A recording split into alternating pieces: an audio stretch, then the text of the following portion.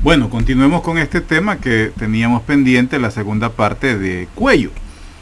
En la primera parte pues hablamos cómo está la distribución del cuello, cómo está constituido el cuello, como para su estudio pues el cuello tiene dos tipos de subdivisión, por decir así, una subdivisión en compartimientos y una subdivisión en triángulos, siéndola utilizada en anatomía, o mejor dicho, en la medicina descriptiva, la subdivisión en triángulos, en las cuales pues tenemos un triángulo anterior, un triángulo posterior, perdón.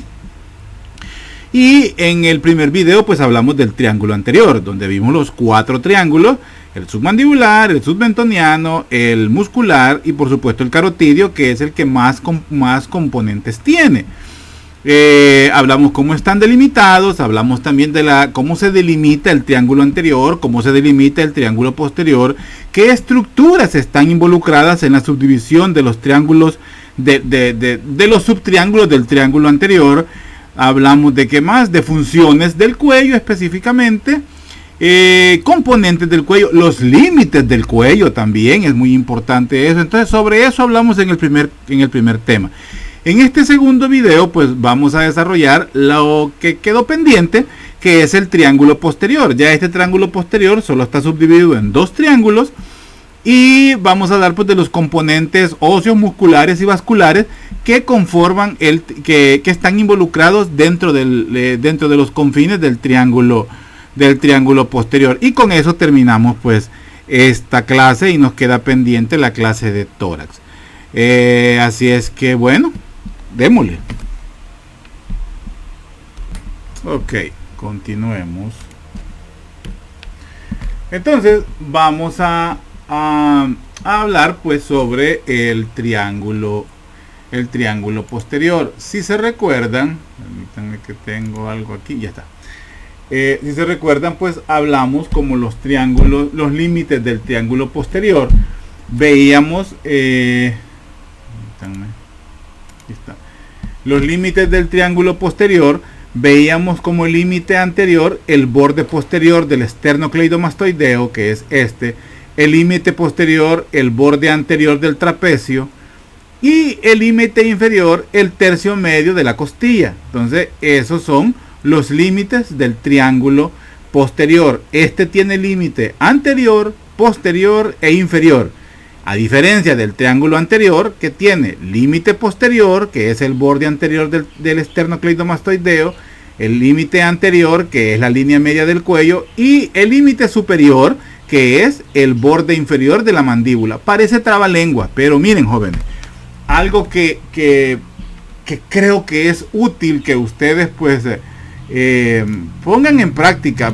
Posiblemente lo que les voy a decir es la clave o la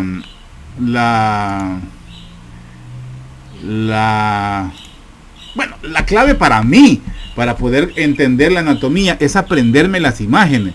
O sea, poner en práctica o aprender a utilizar una mente fotográfica. Es más fácil aprenderse una imagen que aprenderse un texto, para mi mente. Para la suya puede ser que las dos cosas sean fáciles, o sea más fácil aprender texto que aprender una imagen. Para mí es más fácil aprender una imagen. Entonces, yo no me estoy aprendiendo el texto así de límite anterior, límite posterior, límite superior. O me estoy aprendiendo de que el cuello, los dos triángulos, tanto anterior como posterior, tiene el anterior tiene límite superior, el posterior no tiene límite superior, sino que tiene límite inferior. No me lo aprendo así, porque no se me queda. Sin embargo, si yo me aprendo la imagen y la comprendo, que es lo importante, comprender la imagen, yo puedo describirla. Entonces mi memoria es descriptiva, no es una memoria de fijación, o sea, de que se me quede el texto. No funciona, por lo menos anatomía no funciona así. Claro, hay términos y hay conceptos que sí son necesarios memorizarlos, pero aún las imágenes nos ayudan a cimentar y a tatuar, por decir así, una información que está que tenemos que describir. Por eso la anatomía, el estudio de la anatomía se llama anatomía descriptiva, porque describimos. Entonces, para mí es más fácil aprenderme una imagen tal cual esta que estamos viendo, y yo con solo verla yo ya sé que este es el límite anterior, este es el límite posterior, este es el límite superior.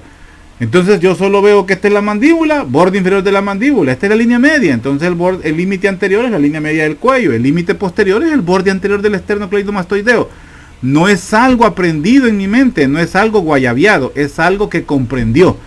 Entonces, pues tal vez darles una clave o darles una forma de poder estudiar la anatomía es la mejor para mí y posiblemente para ustedes y para muchos de los que han sido mis estudiantes en los 4 o 5 años que preceden a pues bueno, eso es aquí en la Univo, pero yo en la Nacional pues trabajé 6 años también con esta misma materia, y allá todavía era un poco mejor porque enseñábamos los cadáveres, ¿verdad? Entonces, bueno, pues es una forma de aprenderlo. Bueno, pero sigamos. Entonces, les decía pues que esos son pues los límites del triángulo posterior del cuello. En este triángulo, pues este solo se divide en 2 triángulos nada más. Uno superior, que es este, y uno inferior, que es este, que es el más pequeño. Entonces vamos a tener que el triángulo posterior pues se va a dividir en un triángulo homoclavicular, y que prácticamente los componentes involucrados nos dice el nombre: homo del homoyoideo y clavícula de clavicular. Entonces, homoclavicular, o también se le llama subclavio, es otra forma de nombrarlo, pero para mí es más fácil decir que es el homoclavicular. Y el otro es el triángulo occipital. ¿Por qué? Porque su colindancia, no sé si esa palabra existe, o colinda directamente pues con el hueso occipital. Entonces el occipital es el más grande, el triángulo occipital. Ambos son los que conforman el triángulo posterior. El triángulo anterior pues veíamos el submandibular, el submentoniano, el muscular y el se me olvidó el carotidio, ¿verdad? Entonces el músculo homoyoideo, que es este que vemos acá, el músculo homoyoideo es el vientre posterior.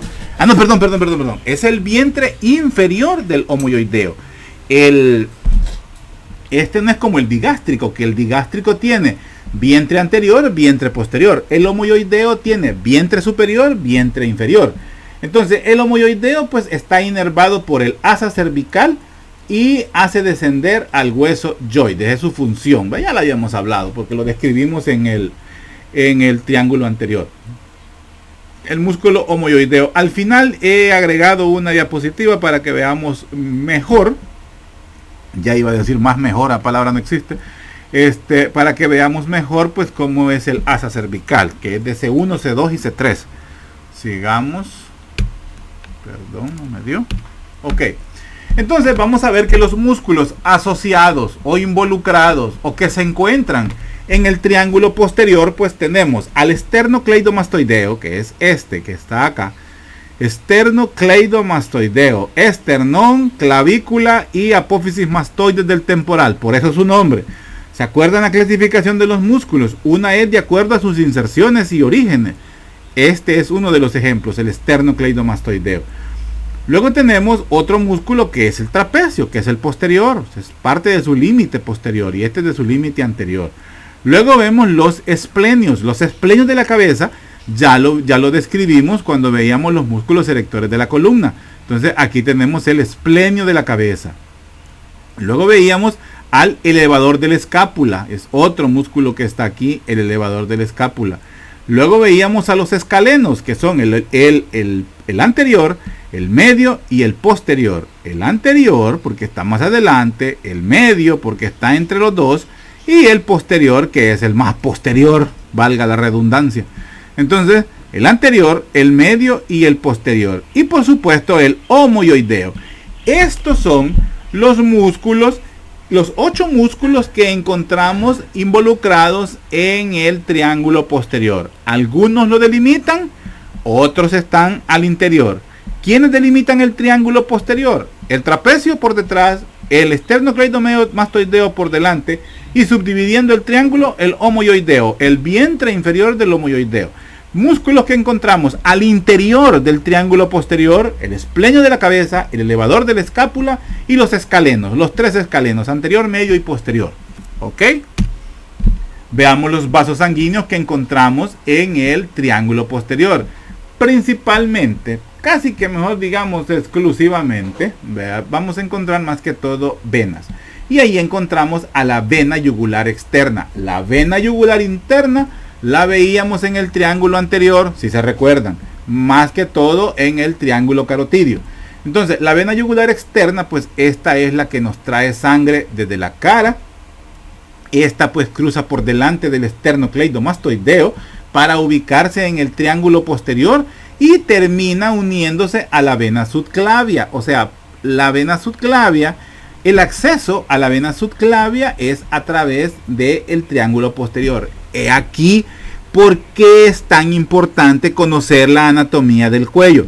Tal vez a alguno de ustedes ya le ha tocado visitar a un familiar o a alguno de sus propios familiares o amigos alguna vez que estuvo hospitalizado y estuvo en condiciones graves, posiblemente alojado en la unidad de cuidados intensivos. Lograron ver que tenían un catéter conectado en el cuello. Esos catéter es un catéter que se llama catéter de vena central o es para un acceso de vena central. ¿Qué quiere decir eso? Es tener una vía directa para poder administrar fármacos y que estos hagan su acción inmediatamente.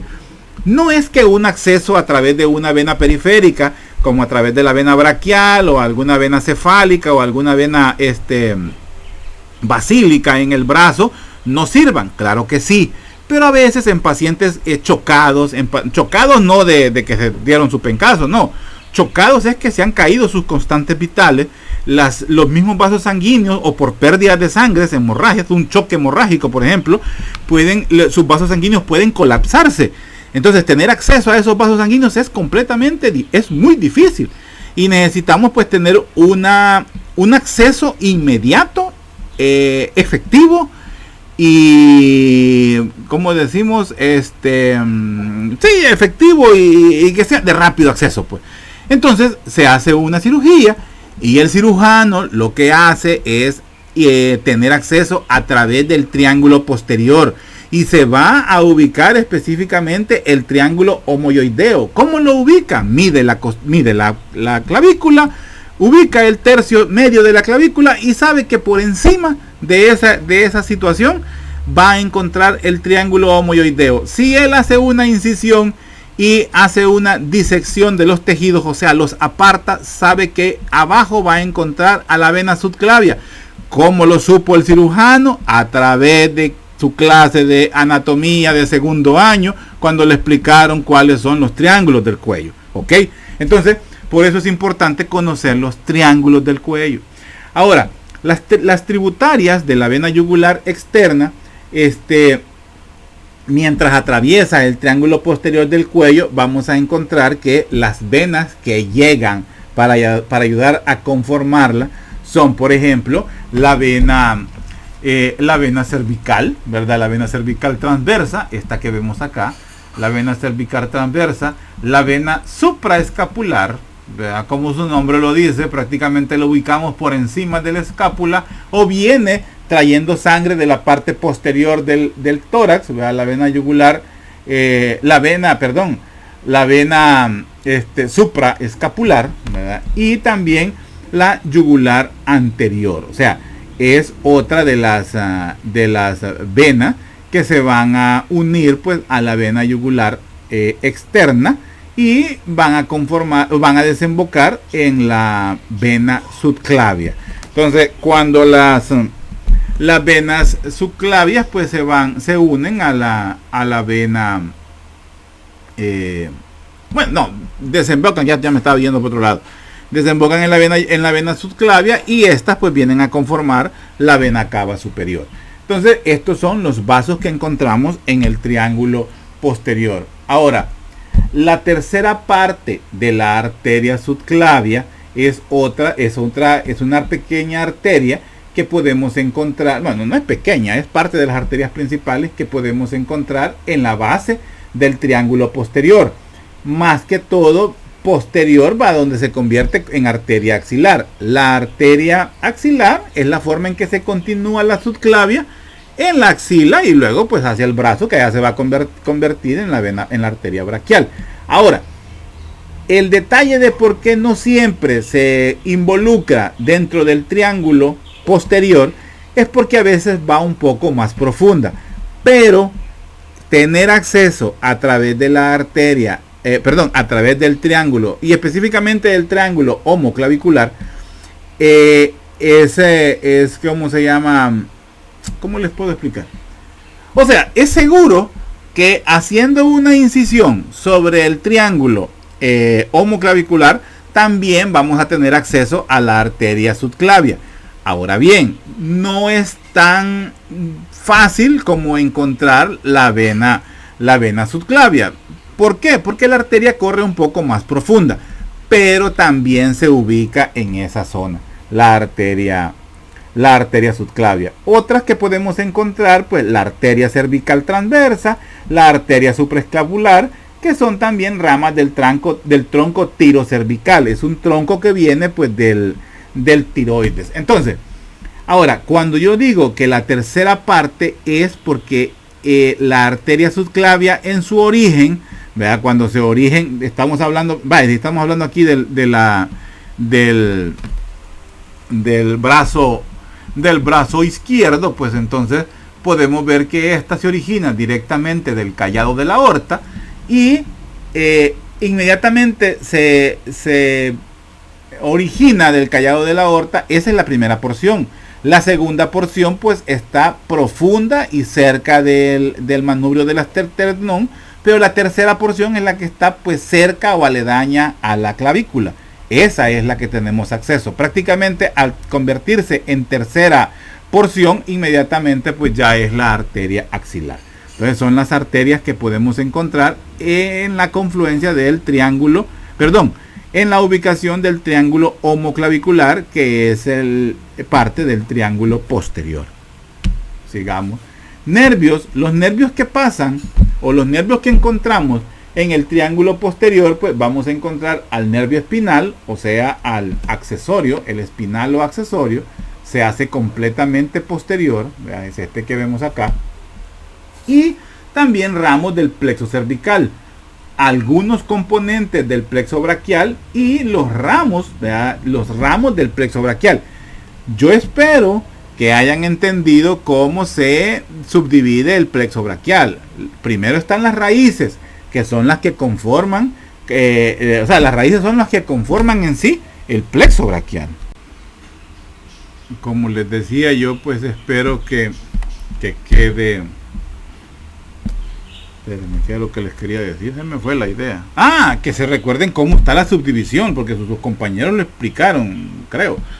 Cómo se subdivide el plexo braquial, ¿verdad? El plexo braquial pues tiene las raíces, como les decía, que son de donde se origina él, o sea, cuáles son los componentes nerviosos, las raíces nerviosas, los nervios espinales, de donde se origina el plexo cervical, pero también, y el plexo braquial también, pero mejor aquí evocamos al plexo braquial, vemos sus ramas, o sea, la parte terminal, pero antes ha habido raíces, los troncos, que es cuando comienzan a mezclarse, por decir así, las raíces nerviosas, las raíces espinales, las divisiones, los fascículos, y lo último son los ramos, donde ya vemos el nervio axilar, vamos a ver el nervio mediano, músculo cutáneo. Esas son las ramas terminales. Eso es lo que logramos ver a nivel del triángulo posterior, o sea, la parte terminal. Antes han habido 4 momentos de donde viene el plexo braquial. Pero bueno, sigamos. Lo que vemos pues son las ramos del plexo braquial. Uno de los principales, pues el nervio espinal, el espinal o accesorio, este que vemos acá, que este pues ya sabemos que emerge junto a la vena yugular, desciende por el cuello, o sea, tanto aparece, ¿cómo se llama? una parte o se va por debajo del esternocleidomastoideo, pudiera ubicarse un poco en el triángulo carotidio, aunque no siempre se va a lograr ver, pero se va posterior y por abajo del esternocleidomastoideo y lo inerva. Le da inervación, es este que estamos viendo acá, le da inervación al esternocleidomastoideo. Además, también va a inervar al músculo trapecio, o sea, a este músculo que encontramos atrás, al músculo trapecio. Ahora bien, la ubicación de este nervio lo hace muy susceptible a lesiones. Un golpe, por ejemplo, un golpe en esa zona, que si ustedes lo ven es una zona muy frecuente para algún golpe. Los golpes de latigazo sin querer, no es que sin querer, indirectamente lo puede lesionar. Una lesión en este nervio pudiera provocar una parálisis del cuello o una parálisis del cuello lateral o una parálisis del cuello posterior. Si es lateral, pues por un daño en el esternocleidomastoideo, una lesión directa en el esternocleidomastoideo o una lesión en el trapecio para hacer una parálisis posterior. En algunas ocasiones podría ser transitoria, en otras pudiera ser permanente. ¿En qué casos permanente? Un machetazo, por ejemplo, sea una herida por arma cortopunzante. En esa zona, pues pudiera darnos lesiones en el, ¿cómo se llama? En el nervio accesorio, pues, y provocar una parálisis, por decir así. Sigamos. ¿Verdad? El plexo cervical, esto es lo que vemos del plexo cervical. El plexo cervical, pues, que está formado por los ramos anteriores de los nervios cervicales de C1 a C3. Este se forma en el cuerpo de los músculos que forman el suelo del triángulo posterior, dentro de la capa paravertebral de la fascia cervical, y consta de ramos musculares, que son los profundos, y ramos cutáneos o superficiales. ¿Cuáles son los músculos que conforman el piso del triángulo posterior? Pregunta de examen. ¿Cuáles son los músculos que conforman el piso del triángulo posterior? Una clave: el esternocleidomastoideo y el trapecio no lo son, ni el homoioideo, no son parte del piso, el resto sí. Ok, entonces vamos a ver pues que estos nervios, o sea, este plexo emite ramas para dar la inervación tanto a los músculos como a la parte cutánea, es decir, a la piel. O sea, tiene inervación, función motora y función sensitiva. Esto es lo que estamos viendo como el asa cervical. Su raíz ascendente y su raíz ascendente o inferior y superior, como se le quiera poner, porque según la literatura va cambiando. Entonces, esto es el nervio cervical. Como vemos aquí, la raíz superior, la raíz inferior pues del asa cervical, según la dirección. El asa cervical pues está constituido por ramos de C3 a C1. ¿Qué más? Los ramos cutáneos son visibles en el triángulo posterior. Los cutáneos son los que podemos ver en el triángulo posterior, que es esto que veíamos acá. Estos son los ramos del plexo cervical. Estos son los cutáneos, estos que vemos acá. Y emergen por debajo, dice, del esternocleidomastoideo. Y ahí vemos el nervio occipital menor, el auricular mayor, el cervical transverso y los supraclaviculares. Son nervios superficiales que vemos en el triángulo posterior. Aquí vemos algunos. Por ejemplo, el auricular mayor lo vemos en esta zona, el cervical transverso, que es este otro que vemos acá, el occipital menor lo vemos aquí arriba, y los supraclaviculares, que son estos, y aquí veíamos las ramitas de los supraclaviculares, estos que vemos acá. Vea el cervical transverso, lo vemos en esta zona de acá, el auricular mayor, ¿verdad? Lo vemos en esta zona, que es para la zona auricular que va a ir a inervar, y el occipital menor. Entonces todos estos son los ramas del plexo cervical. Sigamos. Ramos musculares que son los profundos. Estos pues se distribuyen en varios grupos de músculos. Un ramo principal es el nervio frénico. Ojo con este nervio frénico, se origina en el plexo cervical. El nervio frénico es un nervio que viaja directamente desde la zona cervical hasta el diafragma. Entonces, ese es el principal de todos, el nervio frénico que va a inervar el diafragma. Está constituido por ramos de C3 a C5, o sea, prácticamente todos los nervios están involucrados en la conformación del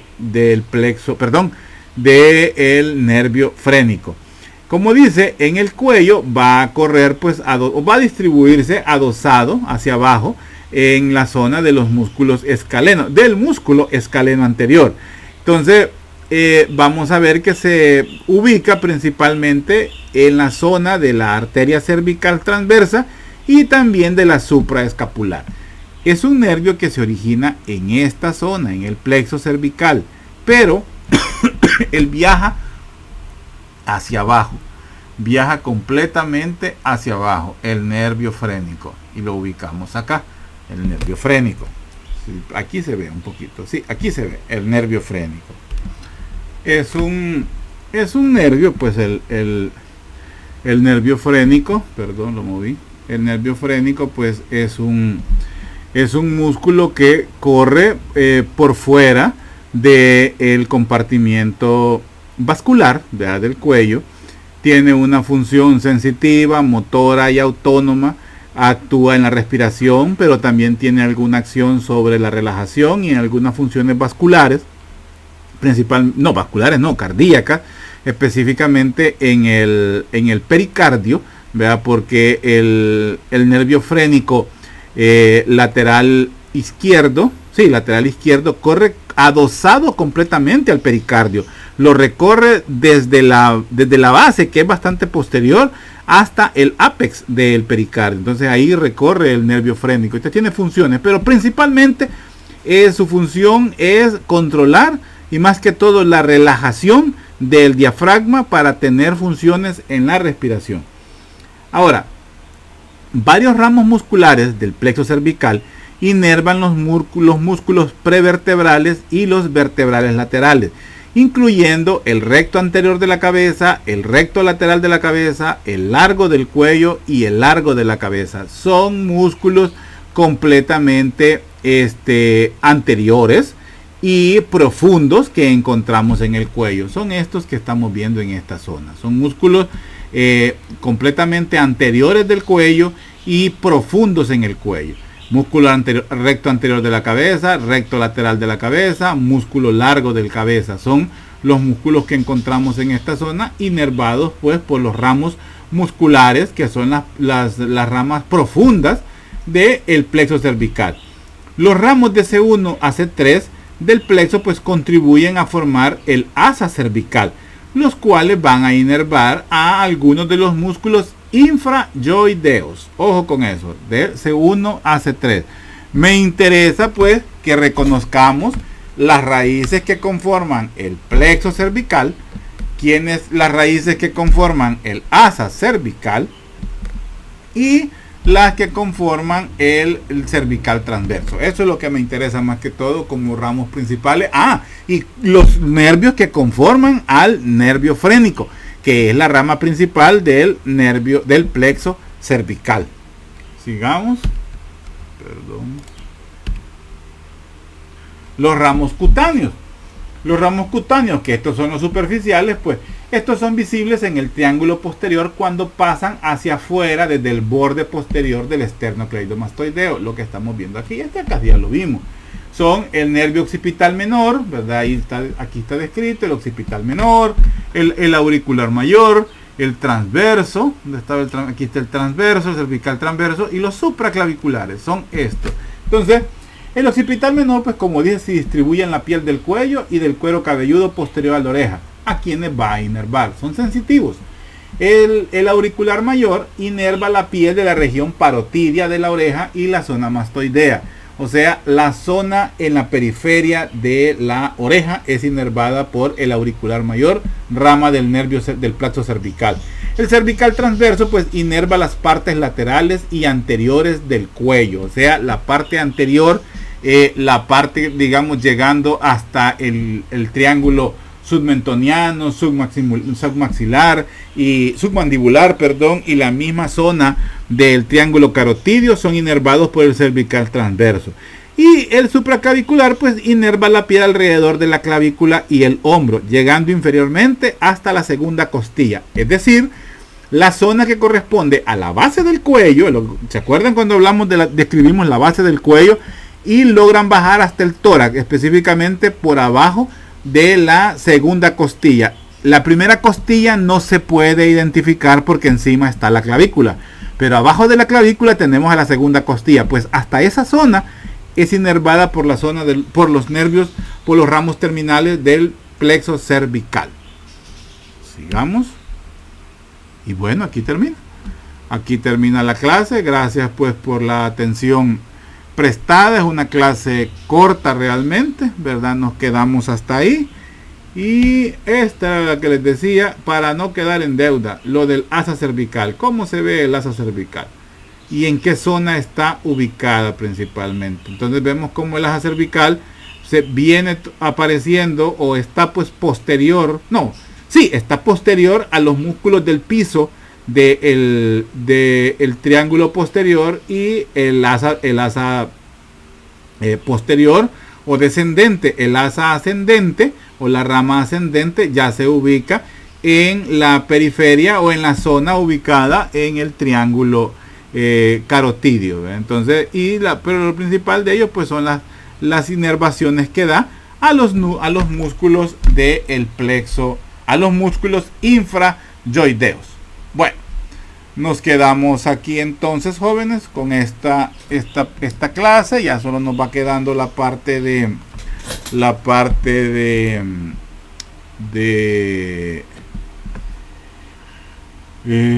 tórax, ¿verdad? Parte de tórax. Vamos a incluir la parte de pelvis para que el examen pues lo estemos elaborando o realizando. Si tenemos, como parece que ustedes tienen examen el 14 de este mes de junio, cae martes, pues les quedaría para el 20 el examen y ya pues terminamos la materia para que el reposición pues sea el 27 y pues concluimos.